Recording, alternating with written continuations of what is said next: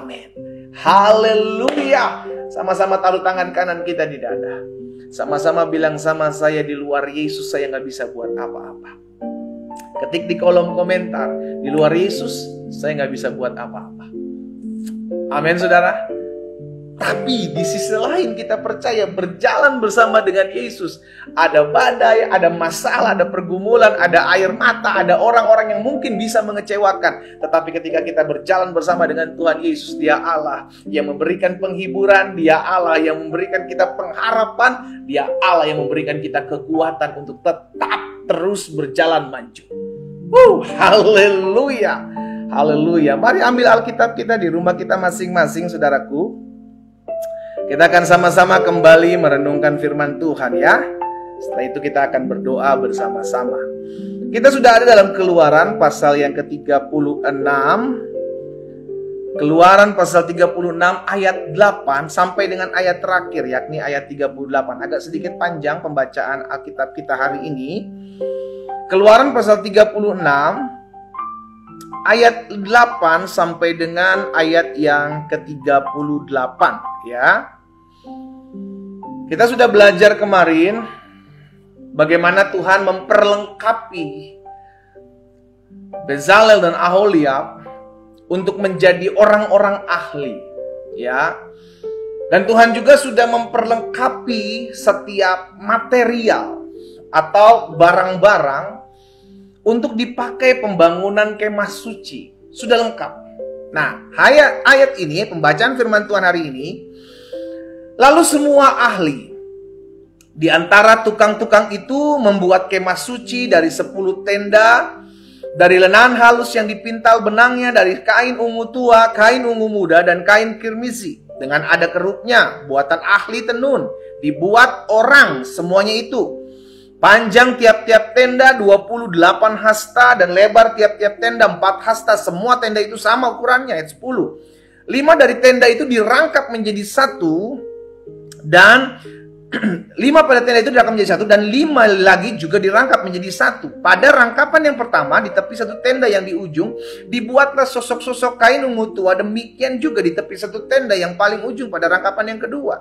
50 sosok dibuat orang pada tenda pertama, 50 sosok pada tenda yang kedua, di ujung pada rangkapan yang kedua. Sehingga sosok-sosok itu tepat berhadapan satu sama lain.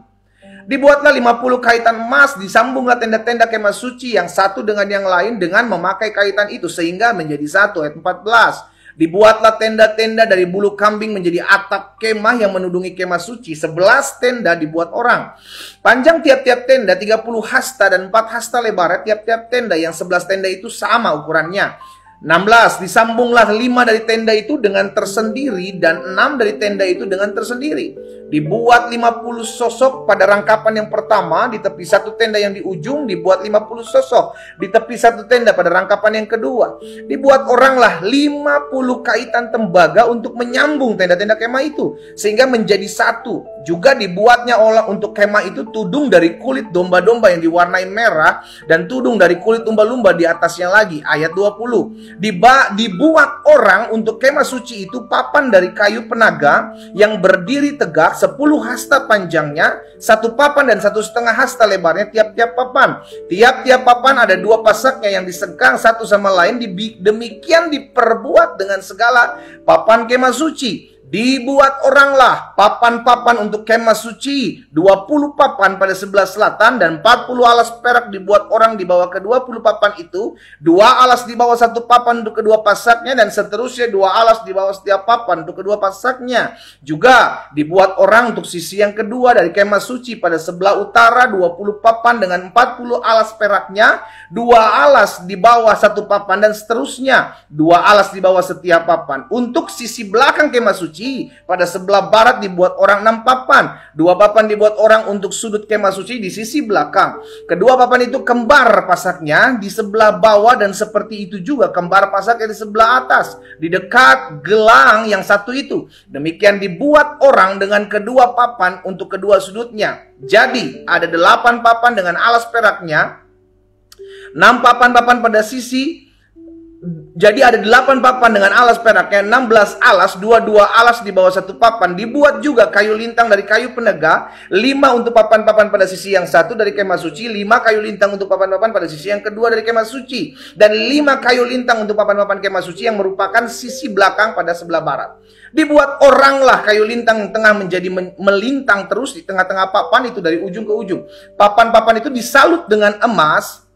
Gelang-gelang itu dibuat dari emas sebagai tempat memasukkan kayu-kayu lintang itu. Dan kayu-kayu lintang itu disalut dengan emas. Dibuatlah tabir itu dari kain ungu tua, kain ungu muda, kain kirmisi, kain lenan halus yang dipintal benangnya. Dibuat dengan ada kerupnya, buatan ahli tenun. Dibuat oranglah untuk itu 4 tiang kayu penaga disalut dengan emas. Dengan ada kaitan dari emas lagi dituangkan 4 alas perak untuk tiang itu. Ayat 37. Juga dibuat orang tirai untuk pintu kemah itu dari kain ungu tua, kain ungu muda, kain kirmisi, dan linan halus yang dipintal benangnya, tenunan yang berwarna-warna. Ayat terakhir 38. Dan kelima tiangnya dengan kaitan untuk tiang itu disalut ujungnya dengan penyambung-penyambungnya dengan emas, dan kelima alasnya itu adalah dari tembaga. Saudara yang dikasih dalam Tuhan, ketika Musa ada di Gunung Sinai, maka Tuhan menyampaikan penglihatan, Tuhan menyampaikan perintahnya. Kamu harus buat seperti ini, kamu harus buat seperti itu. Pesan-pesan itu disampaikan oleh Tuhan kepada Musa sebagai penerima visi dari Tuhan untuk nanti disampaikan kepada bangsa Israel. Itu perintah. Ya, sama-sama bilang sama saya perintah. Nah, saudara yang dikasih dalam Tuhan, perintah itu diberikan kepada Musa untuk dilakukan. Tapi tahu nggak saudara? Mungkin kita berpikir ya kan, nggak gampang.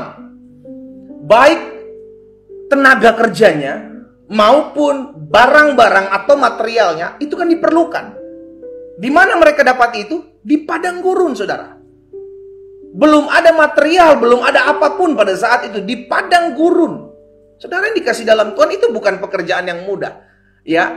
Tetapi ini yang saya dapati, ini yang saya pelajari, ini yang saya mau bagikan buat setiap umat Tuhan, bahwa ketika Tuhan memberikan perintah, ya. Saudara, kalau kita mundur 10 pasal sebelumnya, yakni pasal 26, kalau saudara nanti bisa lihat, pelajari kembali. Di pasal 26 ini Tuhan memberikan perintahnya kepada Musa di atas Gunung Sinai. Petunjuk, ya, petunjuk untuk mendirikan kemah suci. Ada petunjuknya. Jadi ketika Tuhan memberikan perintah, ini jalurnya ya saudara, ini jalurnya. Tuhan memberikan perintah, Tuhan kasih petunjuk, Tuhan kasih penyedianya. Wah, itu dahsyat. Saya ulangi sekali lagi, ini jalurnya ketika Tuhan memberikan perintah kepada manusia. Dalam hal ini Musa diberikan perintah untuk membuat kemah suci. Maka Musa dari tidak tahu, dia menjadi tahu. Kenapa? Karena ada petunjuk. Sama-sama bilang sama saya, Tuhan kasih petunjuk. Tuhan kasih clue. Ini loh yang harus kamu buat, ini loh yang harus kamu kerjakan, ini loh. Sama seperti ketika Tuhan suruh Nuh membuat bahtera. Ada petunjuk. Setelah petunjuk itu dilakukan, setelah petunjuk itu diberitahukan kepada manusia, karena perintah perlu petunjuk untuk melakukannya, maka Tuhan memberikan kemampuan. Dalam hal ini Tuhan kasih Bezalel dan Aholiab. Kemarin kita udah belajar bagaimana Tuhan memperlengkapi mereka berdua sebagai orang ahli untuk mengajar dan melakukan setiap apa yang harus dikerjakan oleh bangsa Israel. Tetapi di sisi lain Tuhan tidak membiarkan saja. Tuhan kasih mujizatnya, Tuhan kasih pertolongannya, Tuhan campur tangan di sana. Ya, jadi jalurnya begini, Tuhan kasih perintah, ada petunjuk di dalamnya untuk melakukan perintah Tuhan bagaimana, how-nya, how to-nya tuh dikasih tahu kan Tuhan. Setelah itu Tuhan kasih kekuatan bagi kita untuk melakukan perintahnya, dan di tengah-tengah kita melakukan perintahnya ada mujizat yang Tuhan buat untuk memampukan kita melakukan perintah itu. Itu jalurnya. Itu jalurnya. Sama ketika Musa mendapatkan perintah untuk buat kemah suci. Di pasal 26 ada petunjuknya. Seperti inilah kain yang harus kamu pakai. Seperti inilah yang harus kamu salut dengan emas, perak, dan tembaga. Seperti inilah. Posisinya ada di mana, ukurannya di mana, detail saudara yang dikasih dalam Tuhan. Itu petunjuk. Untuk apa? Melakukan perintah.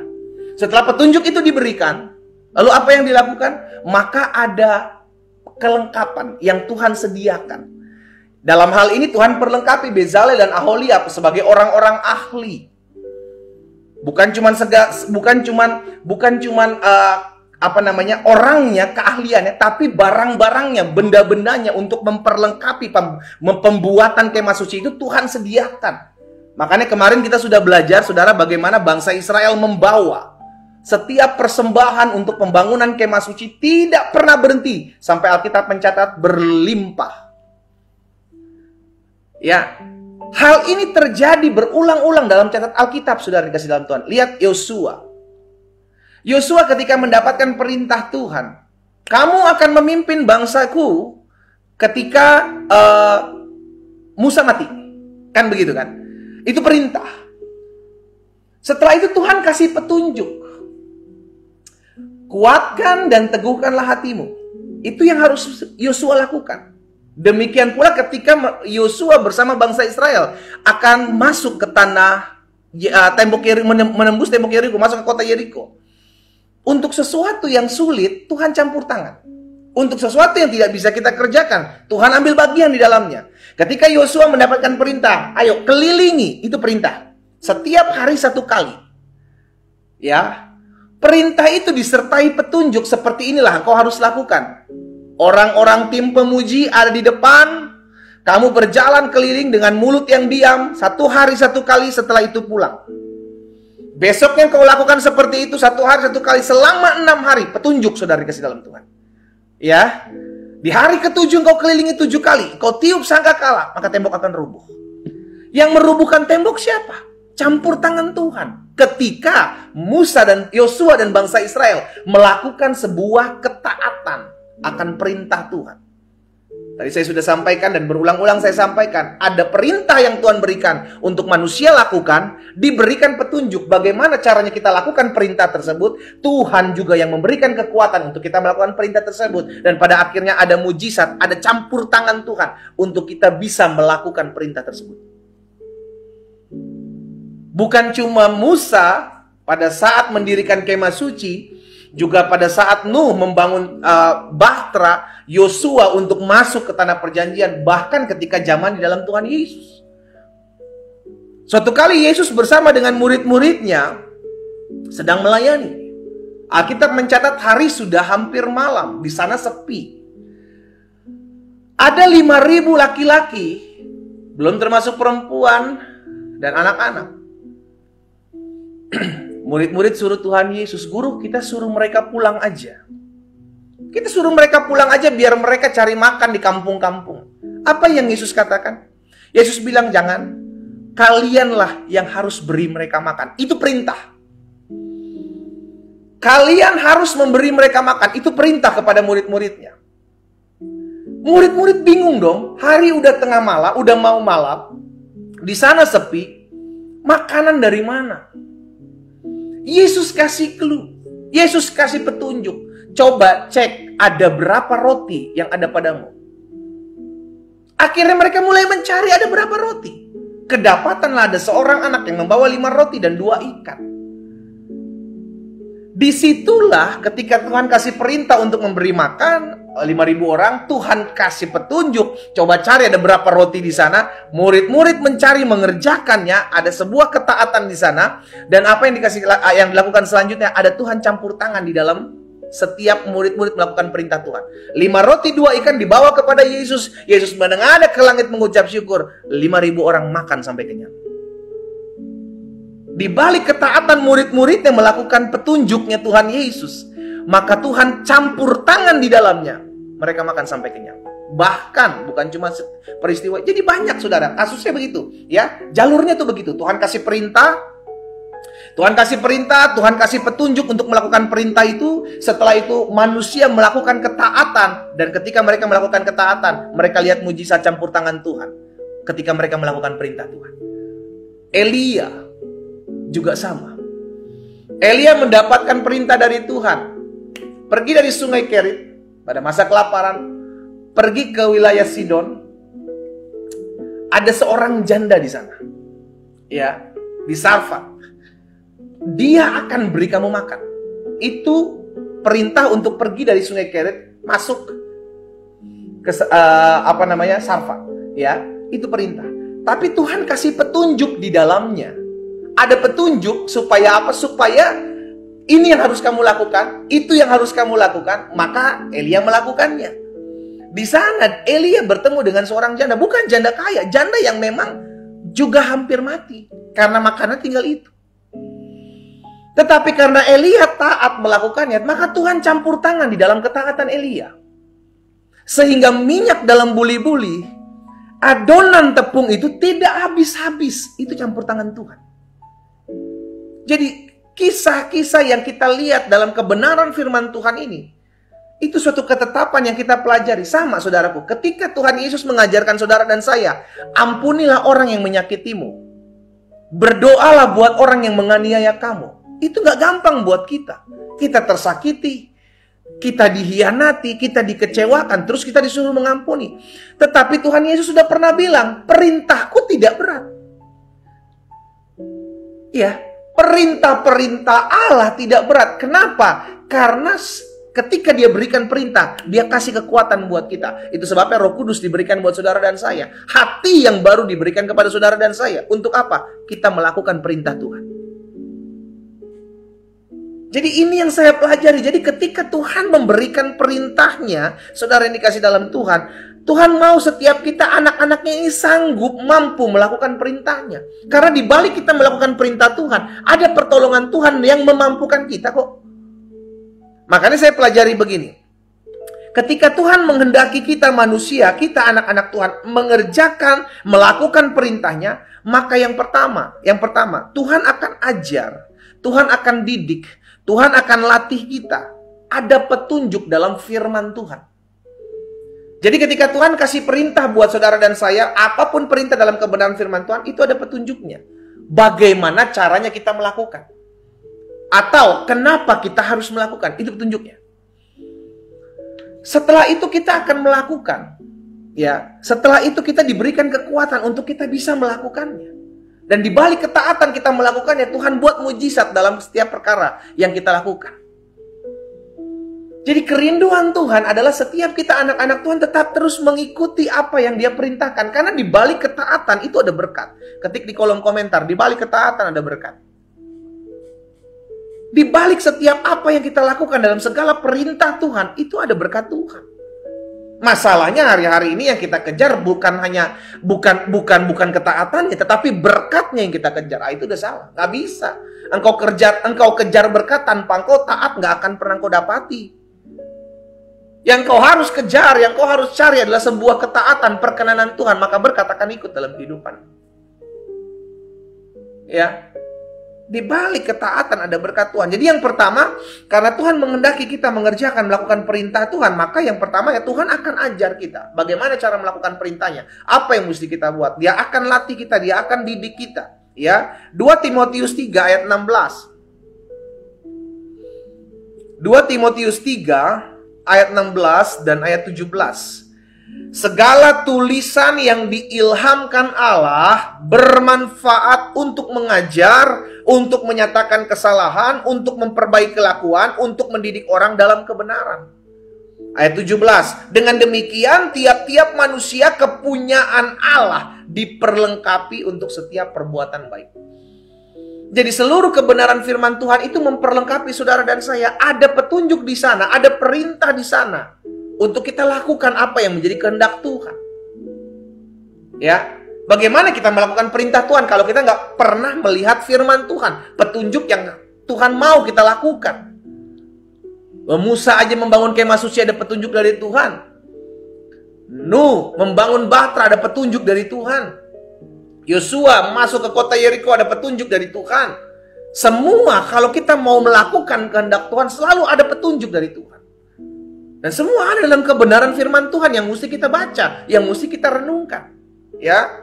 Jadi yang pertama Tuhan akan ajar, didik dan latih kita dalam setiap petunjuk-petunjuknya, semua ada dalam firman Tuhan. Yang kedua, ketika Tuhan menghendaki agar kita manusia anak-anak Tuhan mengerjakan atau melakukan perintahnya, maka kita sama-sama bilang sama saya, kita pasti bisa melakukan perintah Tuhan.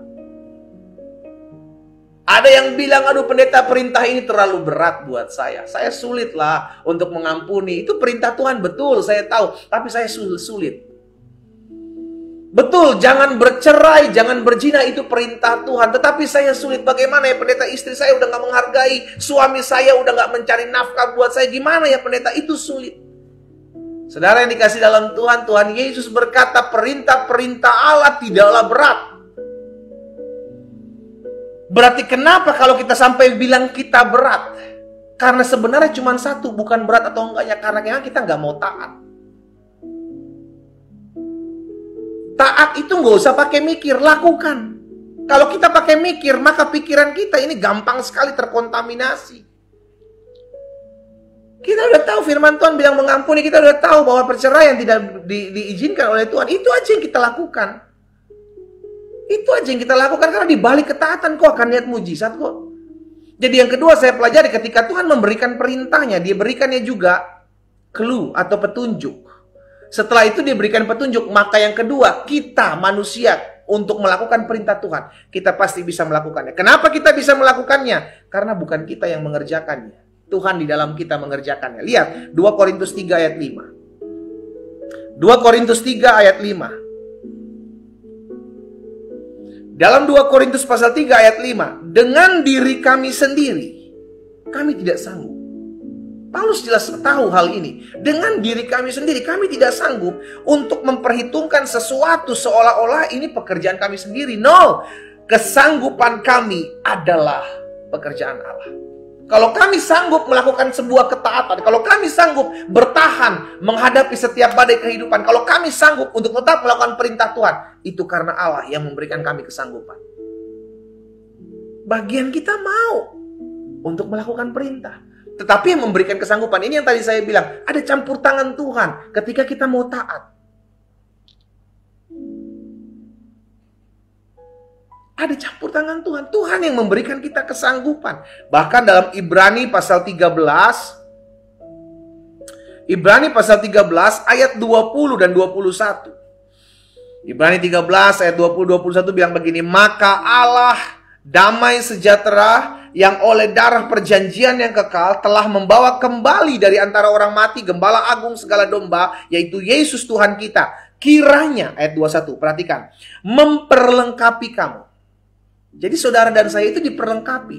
Saudara dan saya itu dimampukan, ya, diberikan kesanggupan. Baik diberikan kesanggupan maupun diperlengkapi. Untuk kiranya memperlengkapi kamu dengan segala yang baik untuk melakukan kehendaknya. Jadi untuk kita melakukan kehendak Tuhan, Tuhan yang memperlengkapi. Bagian kita taat, bagian kita lakukan, mau.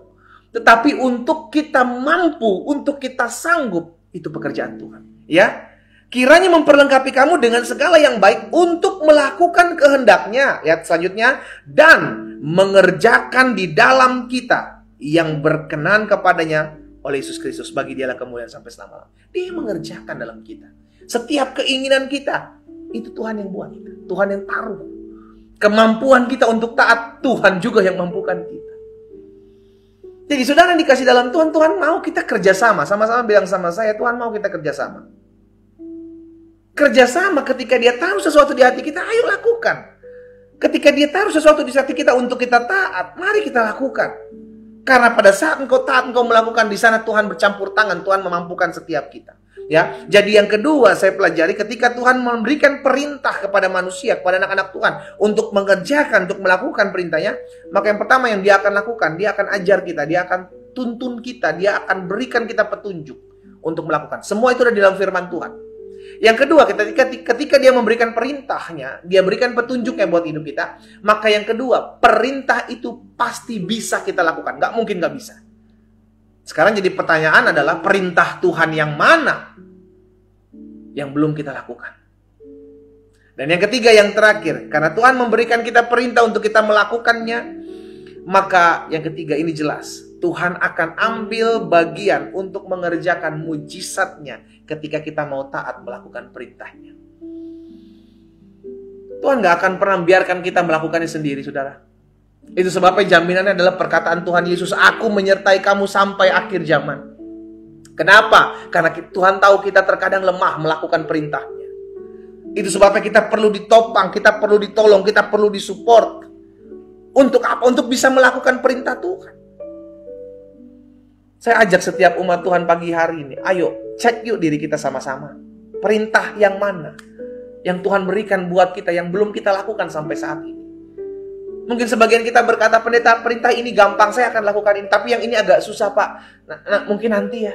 Ayo, lakukan. Tuhan mau kita melakukan. Tuhan udah berikan petunjuk. Tuhan udah kasih petunjuk. Tuhan udah kasih tim supporting untuk kita melakukannya. Dan kita bisa kok melakukannya. Apapun, selama itu memuliakan Tuhan, Tuhan pasti mampukan kita. Selama itu memuliakan Tuhan, Tuhan pasti akan memampukan kita. Selama Tuhan mampukan kita, kita pasti bisa melakukannya. Sekarang jadi pertanyaan kita, mau nggak? Bukan soal bisa atau nggak bisa. Kalau Roh Kudus berikan kekuatan, kita bisa. Tapi sekarang jadi pertanyaan kita, mau nggak? Karena kita mesti ambil bagian di dalam untuk melakukan perintah Tuhan. Petrus ketika dapat perintah dari Tuhan Yesus, tebarkan jalamu. Di sebelah kanan perahu Petrus kalau nggak mau menebarkan, maka dia nggak dapat berkat Tuhan. Tapi Petrus bilang, Guru, sepanjang malam kami telah menjala tapi tidak mendapatkan apa-apa. Tetapi karena Engkau yang menyuruh, aku akan melakukan juga. Petrus mendapatkan sesuatu yang tidak pernah dia pikirkan sebelumnya. Di balik ketaatan dalam engkau melakukan perintah Tuhan, kau akan melihat berkat-berkat Tuhan nyatakan dalam hidupmu. Ayo sama-sama kita mau taat. Apapun perintah itu, engkau pasti bisa melakukannya. Pasti bisa. Taruh tangan kanan kita di dada. Sama-sama bilang sama saya pasti bisa melakukan perintah Tuhan. Sama-sama bilang sama saya pasti bisa melakukan perintah Tuhan.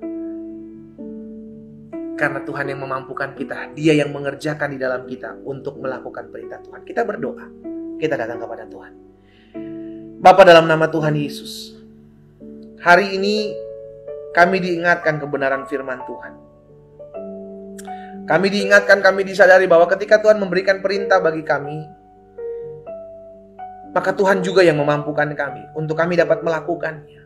Bukan karena kami, tetapi karena karya Roh Kudus-Mu yang ambil bagian dalam kehidupan kami. Sehingga akhirnya hidup kami semakin hari semakin berkenan kepada Tuhan. Apa yang Tuhan taruh dalam hati hamba sudah sampaikan buat setiap umat Tuhan. Bapa, hamba berdoa di dalam nama Tuhan Yesus. Biar setiap anak-anak Tuhan yang mendengarkan firman-Mu pagi hari ini, Tuhan, kami selalu menyadari bahwa setiap perintah yang Tuhan mau untuk kami lakukan, kami kerjakan dalam kehidupan kami, maka kami diberikan kekuatan, kami diberikan kemampuan untuk kami dapat melakukannya. Dan kami percaya Roh Kudus yang akan berkarya, Roh Kudus yang akan memampukan, Roh Kudus yang akan memberikan kami hikmat untuk kami mengerjakan apa yang Tuhan mau untuk kami kerjakan. Pagi hari ini Tuhan, apa yang Tuhan taruh dalam hati hamba, sudah hamba sampaikan buat umat Tuhan. Hamba berdoa di dalam nama Yesus, sehingga firman termaterai dalam kehidupan mereka. Langkah hidup mereka semakin hari semakin mempermuliakan nama Tuhan. Di dalam nama Tuhan Yesus Kristus. Tuhan, tolong kami. Kami rindu untuk melakukan perintah Tuhan. Betul, mungkin terlihat berat. Tetapi kami percaya Roh Kudus yang ada dalam hidup kami, Roh Kudus yang akan memampukan kami untuk kami taat. Karena kerinduan Tuhan adalah kami melihat berkat-berkat Tuhan. Dan tanpa ketaatan tidak ada berkat-berkat Tuhan. Tuhan Yesus, tolong setiap kami. Kami yang hari-hari ini merasa sulit untuk mengampuni. Kami yang hari-hari ini merasa sulit untuk bertahan, mempertahankan rumah tangga kami. Hamba berdoa dalam nama Yesus. Mereka adalah orang-orang yang sanggup, mampu melakukan perintah Tuhan dalam nama Yesus. Sebab bukan mereka, tetapi Roh Allah yang ada dalam kehidupan mereka. Itulah yang memampukan setiap mereka. Di dalam nama Tuhan Yesus Kristus. Terima kasih Tuhan. Terima kasih. Hamba menyerahkan umat-Mu satu persatu ke dalam tangan Tuhan yang kuat. Tuntun sertai arahkan kehidupan kami. Agar kami selalu hidup mempermuliakan nama Tuhan. Bapa, hamba berdoa. Membawa setiap umat Tuhan satu persatu ke dalam tangan Tuhan. Berkat-Mu ada atas mereka ya Allah. Sehingga rumah tangga mereka diberkati Tuhan. Pekerjaan mereka diberkati Tuhan. Usaha bisnis mereka diberkati Tuhan. Bahkan kalau ada pergumulan mereka hari-hari ini, apapun yang menjadi pergumulan mereka, Tuhan Yesus, kami satukan hati kami. Kami mau berdoa, biarlah anugerah dan kemurahan Tuhan selalu ada dalam kehidupan setiap kami. Di dalam nama Tuhan Yesus. Kami percaya mujizat masih terjadi dalam hidup kami. Setiap hari masih ada mujizat. Setiap hari masih ada pertolongan Tuhan. Setiap hari masih ada perkara-perkara dahsyat yang Allah kerjakan dalam kehidupan kami. Orang percaya kepada Tuhan. Bapa, hamba berdoa memberkati setiap mereka dalam setiap salib yang harus mereka pikul.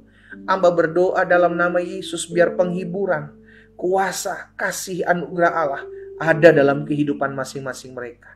Di dalam nama Tuhan Yesus, kami percaya sampai hari ini Tuhan Yesus, bahwa apapun yang kami kerjakan di dalam nama Tuhan Yesus, maka Tuhan campur tangan, Tuhan buat mujizat. Hari ini secara khusus hamba berdoa buat setiap anak-anak Tuhan yang bergumul dalam ekonomi mereka, bergumul dalam keuangan mereka, bergumul dalam usaha bisnis mereka. Di dalam nama Tuhan Yesus, Engkaulah Allah yang membukakan jalan bagi setiap anak-anak-Mu. Engkaulah Allah yang menopang setiap mereka. Engkau Allah yang memelihara setiap kami. Kami percaya sepanjang bulan Juni ini kami hidup terpelihara di dalam nama Yesus. Sepanjang bulan Juni ini kami hidup melakukan perintah Tuhan di dalam nama Tuhan Yesus. Dan sepanjang bulan Juni ini kami mau taat kepada Tuhan Yesus di dalam nama Tuhan Yesus. Roh Kudus yang memampukan setiap kami. Roh Kudus yang tolong setiap kami. Terima kasih Bapa. Hamba berdoa ya Tuhan buat setiap anak-anak Tuhan yang mungkin hari-hari sedang mencari pekerjaan. Biar Tuhan buka jalan bagi hidup mereka. Mereka melihat campur tangan Tuhan, dibukakan mujizat dari Tuhan Yesus. Mereka melihat campur tangan Tuhan dinyatakan dalam hidup mereka. Kalau ada di antara mereka juga yang pagi hari ini berdoa buat mereka yang sedang mengalami pergumulan dalam kelemahan tubuh. Tuhan Yesus, hamba percaya firman-Mu sampaikan tanda-tanda ini menyertai orang percaya. Dia akan tumpangkan tangan atas orang sakit dan orang sakit menjadi sembuh. Taruh tangan kananmu saudara di bagian tubuhmu yang sakit. Firman Tuhan katakan, tanda-tanda ini menyertai orang percaya. Saudara dan saya adalah orang percaya. Kita mau letakkan tangan kanan kita di bagian tubuh kita yang sakit. Dan imani di dalam nama Yesus. Kita berdoa, Bapa, dalam nama Tuhan Yesus, ada anak-anak Tuhan yang menaruh tangan kanan mereka di bagian tubuh mereka yang sakit. Kami satukan hati kami sepakat berdoa di dalam nama Yesus. Segala sakit penyakit, segala kelemahan tubuh, bahkan segala campur tangan kuasa kegelapan, kami patahkan kuasanya dalam nama Yesus. Dalam nama Yesus, keluar dari tubuh kami. Tubuh kami sudah dibeli dengan darah yang mahal. Dan kami percaya oleh bilur-bilur-Mu kami yang sakit sudah dijamah dan disembuhkan Tuhan. Kami terima dengan iman. Di dalam nama Tuhan Yesus, turunkan tangan kita. Setiap hari perkatakan, aku sudah sembuh oleh kuasa bilur Yesus. Setiap hari perkatakan, aku sudah sembuh oleh kuasa bilur Yesus. Itu yang akan kau terima. Bapa, dalam nama Tuhan Yesus, hamba juga berdoa. Ada orang-orang muda yang hari-hari ini sedang kecewa. Ada orang-orang muda yang hari-hari ini sedang sakit hati. Mungkin dengan orang tua mereka, mungkin dengan pasangan mereka, kekasih mereka. Hari ini hamba berdoa di dalam nama Tuhan Yesus. Biar Roh Kudus balut hati mereka. Roh Kudus jamah hati mereka. Sehingga mereka kembali dibukakan pintu kasih Allah. Di dalam nama Tuhan Yesus, Tuhan pulihkan. Kami percaya Engkau memberikan kepada mereka hati yang baru. Hati yang mengasihi, hati yang mencintai. Hati yang di dalam nama Tuhan Yesus penuh dengan pengampunan. Hari ini hamba berdoa ya Tuhan. Di dalam nama Tuhan Yesus, Tuhan jamah setiap orang-orang muda dimanapun mereka berada. Pulihkan Tuhan, pulihkan. Kalau ada di antara mereka yang hari-hari ini masih jauh dari Tuhan, tapi bukan suatu kebetulan mereka sedang mendengarkan doa pagi hari ini. Jika itu adalah dirimu, saudaraku, engkau dikasihi Tuhan Yesus. Tuhan Yesus mau engkau datang kembali sama Tuhan. Bukan suatu kebetulan engkau boleh bergabung dalam doa pagi ini. Karena Tuhan atur segala sesuatunya untuk engkau datang dan engkau berjumpa dengan Tuhan. Pagi ini saya mau berdoa buat saudara. Letakkan tangan kanan saudara di dada. Bapa, dalam nama Yesus, ada anak-anak Tuhan yang mungkin hari-hari ini sedang terhilang. Ada anak-anak Tuhan yang mungkin hari-hari ini sedang jauh dari Tuhan. Tapi bukan suatu kebetulan mereka boleh bergabung pagi hari dalam doa pagi. Hari ini Tuhan jamah hidupnya. Tuhan pulihkan hidupnya dalam nama Yesus. Sehingga mereka kembali kepada Tuhan. Mereka berbalik dari jalan-jalan mereka. Karena mereka dikasihi Tuhan. Hamba berdoa, berikan mereka hati yang baru. Hati yang mencintai Tuhan. Hati yang mengasihi Tuhan. Di dalam nama Tuhan Yesus. Hidup masa muda mereka dipulihkan Tuhan. Hidup masa muda mereka dipulihkan Tuhan. Dalam nama Yesus. Mereka datang dipulihkan Tuhan. Mereka kembali kepada Tuhan untuk datang menyembah Yesus sebagai Tuhan dan Juru Selamat. Di dalam nama Tuhan Yesus. Terima kasih Bapa. Pagi hari ini hamba juga berdoa ya Tuhan. Tuhan memberkati orang-orang muda. Masa muda mereka diberkati. Masa muda mereka diberkati. Masa muda mereka diberkati. Di dalam nama Tuhan Yesus Kristus. Terima kasih Tuhan Yesus. Terima kasih Tuhan Yesus. Terima kasih Tuhan Yesus. Saudara yang dikasih dalam Tuhan, hari ini Tuhan mau sampaikan sesuatu buat kita. Dengar baik pesan Tuhan, dengar baik. Ada orang-orang yang sampai hari ini masih menyimpan dendam kepada saudaranya. Menyimpan sakit hati kepada saudaranya. Saudara, Tuhan mau mengasihimu, Tuhan mau memberkati hidupmu. Cuman Tuhan minta satu hal, ampuni saudaramu.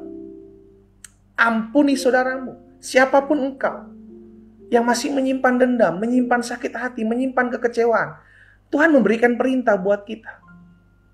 Ampuni mereka. Siapapun kau. Mungkin kau bilang, pendeta ini tidak mudah. Saya tahu. Tapi Tuhan mau berperkara dalam hidupmu. Dan Tuhan pasti sanggup mengubahkan hatimu. Tugasmu, bagianmu hanyalah mau. Engkau yang mau mengampuni saudaramu. Engkau yang mau melepaskan pengampunan buat orang yang menyakiti, mengecewakan hatimu. Saya mengajak kita berdoa bersama. Taruh tangan kananmu di dada. Hanya engkau yang mau. Kalau engkau tidak mau dan engkau merasa keberatan, it's okay, itu keputusanmu.